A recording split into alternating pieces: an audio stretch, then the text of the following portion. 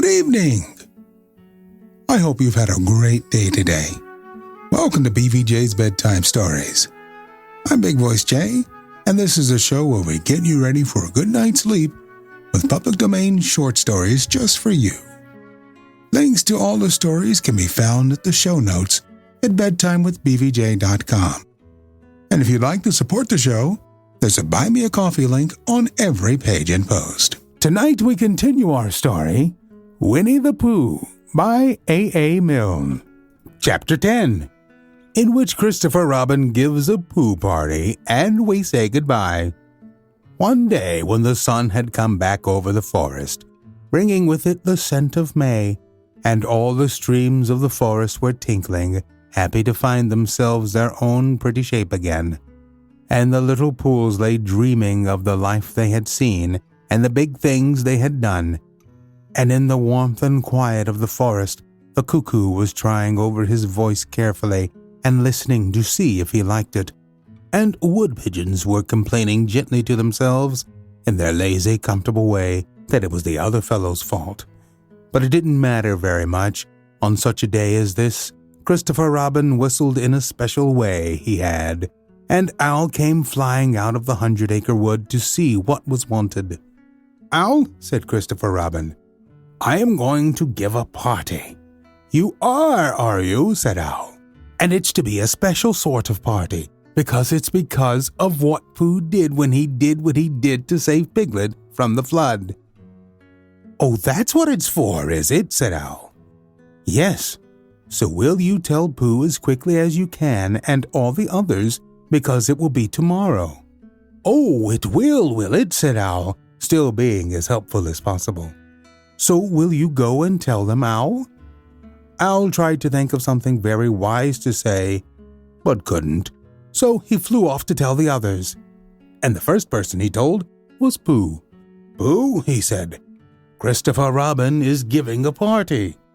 "Oh," said Pooh, and then, seeing that Owl expected him to say something else, he said, "Will there be those little cake things with pink sugar icing?" Owl felt that it was rather beneath him to talk about little cake things with pink sugar icing, so he told Pooh exactly what Christopher Robin had said and flew off to Eeyore. "A party for me," thought Pooh to himself. "How grand!" And he began to wonder if all the other animals would know that it was a special Pooh party, and if Christopher Robin had told them about the floating bear and the brain of Pooh and all the wonderful ships he had invented and sailed on. And he began to think how awful it would be if everybody had forgotten about it, and nobody quite knew what the party was for, and the more he thought like this, the more the party got muddled in his mind, like a dream when nothing goes right. And the dream began to sing itself over in his head until it became a sort of song. It was an anxious Pooh song. 3 cheers for Pooh. For who? For Pooh. Why? What did he do? I thought you knew. He saved his friend from a wetting. 3 cheers for Bear. For where? For Bear. He couldn't swim, but he rescued him. He rescued who? Oh, listen, do. I am talking of Pooh. Of who? Of Pooh. I'm sorry, I keep forgetting. Well, Pooh was a bear of enormous brain. Just say it again. Of enormous brain. Of enormous what? Well, he ate a lot, and I don't know if he could swim or not, but he managed to float on a sort of boat. On a sort of what? Well, a sort of boat. Well, now let's give him 3 hearty cheers. So now let's give him 3 hearty witches? And hope he'll be with us for years and years, and grow in health and wisdom and riches. 3 cheers for Pooh. For who? For Pooh.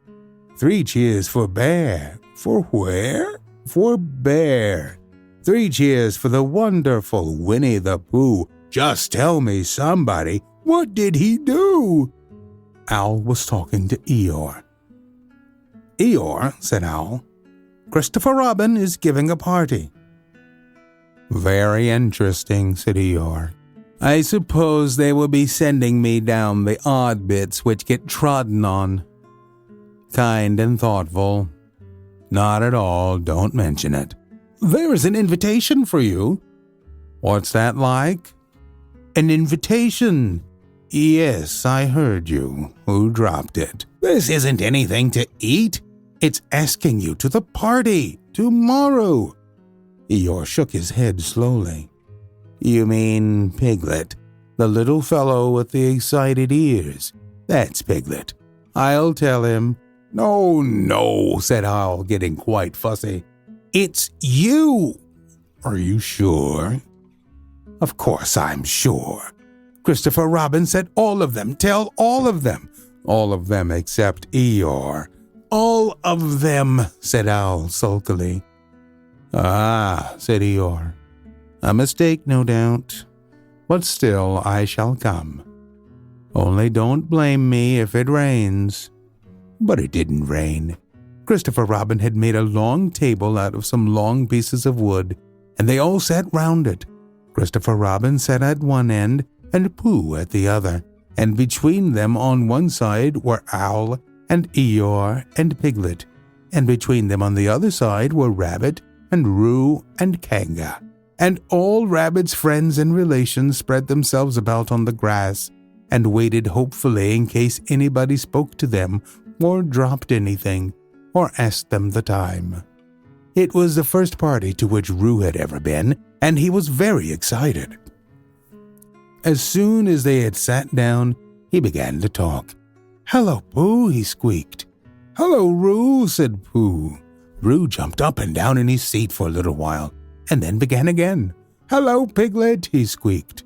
Piglet waved a paw at him, being too busy to say anything. Hello, Eeyore, said Roo. Eeyore nodded gloomily at him. It will rain soon. You see if it doesn't, he said.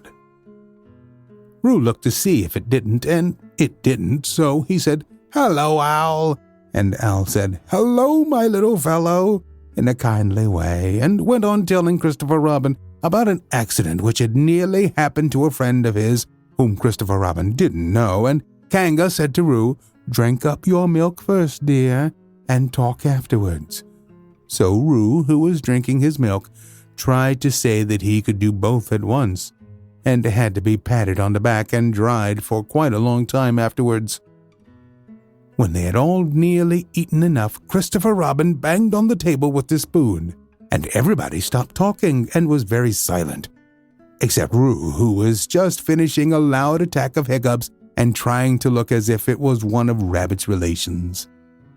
This party, said Christopher Robin, is a party because of what someone did, and we all know who it was, and it's his party because of what he did, and I've got a present for him, and here it is.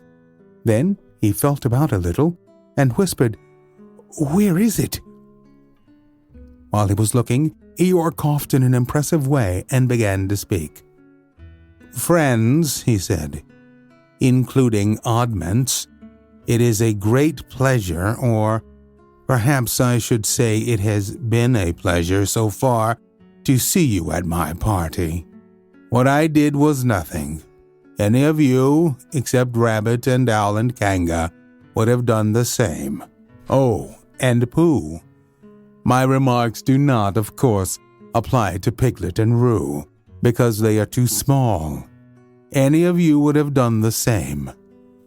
But it just happened to be me. It was not, I need hardly say, with an idea of getting what Christopher Robin is looking for now, and he put his front leg to his mouth and said in a loud whisper, Try under the table.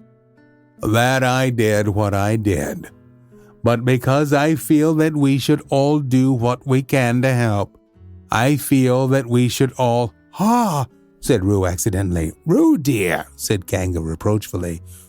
Was it me? Asked Roo, a little surprised.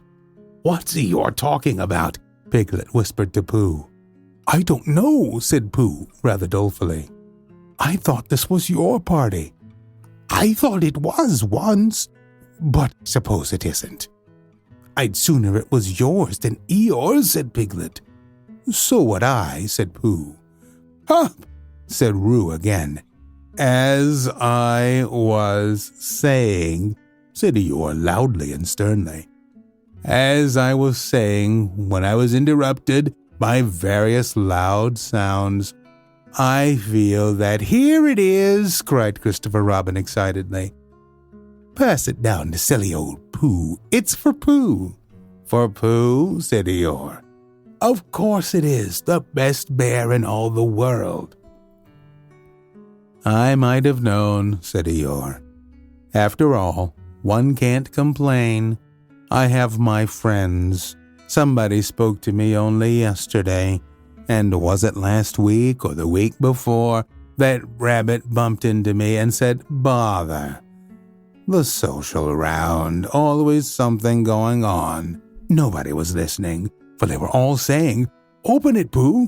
What is it, Pooh? Oh, I know what it is. No, you don't.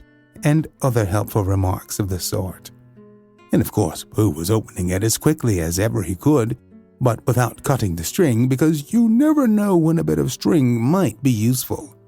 At last it was undone. When Pooh saw what it was, he nearly fell down. He was so pleased. It was a special pencil case. There were pencils in it, marked B for bear, and pencils marked HB for helping bear, and pencils marked BB for brave bear.